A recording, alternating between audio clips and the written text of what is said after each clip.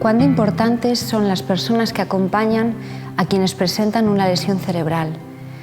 Desde el momento en el que se produce la lesión hasta que se da la vuelta en el hogar, las familias atraviesan por un sendero emocional muy fluctuante y único, porque cada persona puede sentir y puede responder de una manera diferente ante una misma situación. Porque cada persona tiene un modelo psicológico y nos referimos a la carga, a la personalidad, a nuestra forma de comportarnos, al manejo del estrés, que va a influir a la hora de afrontarlo, pero es muy importante siempre mantenerse unidos. En este camino emocional, las familias atraviesan por diferentes etapas, que en la mayoría de los casos está directamente relacionada por la situación en la que se encuentre su familiar. Hablamos de una primera etapa en la que la persona está en la UCI. Allí las familias suelen sentir confusión, pánico, irrealidad, un estado de shock, negación, pero sobre todo un deseo de que la persona viva. Cuando la persona es trasladada a planta, las familias empiezan a sentir alivio, alegría, pero aún continúa esa sensación, esa negación. Una vez comienza la rehabilitación, el sentimiento, las emociones que la familia sientan va a depender de la evolución o del estancamiento de su familiar. Cuando finaliza la rehabilitación, los familiares suelen estar en un estado emocional ambivalente y es ahí cuando debe empezar el duelo. Después se daría la vuelta al hogar, que sería la última fase.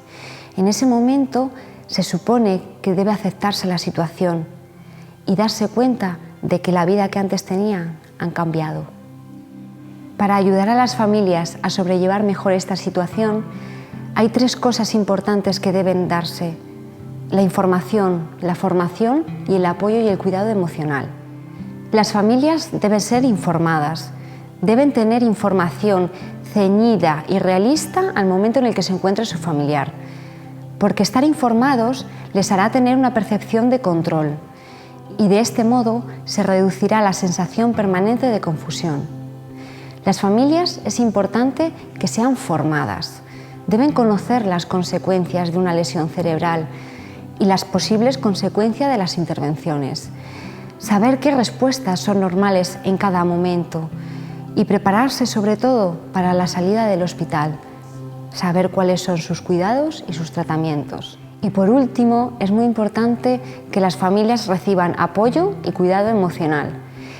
Aunque en estos momentos lo único que les importa es el estado en el que se encuentra su familiar, es muy importante que las familias no se abandonen y que se cuiden para mantener esa fortaleza y poder afrontar esta situación de la mejor manera. Hablamos de un cuidado físico, pero también de un cuidado emocional.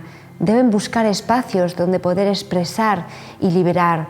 Deben poder compartir con alguien las emociones que están sintiendo en ese momento, pero sobre todo mantener la esperanza. Las familias pueden apoyarse en personas de su ámbito natural, en personas que tengan confianza, pero también existen profesionales especializados de la salud mental que pueden prestarle el apoyo que necesitan, como son los psicólogos y los psiquiatras.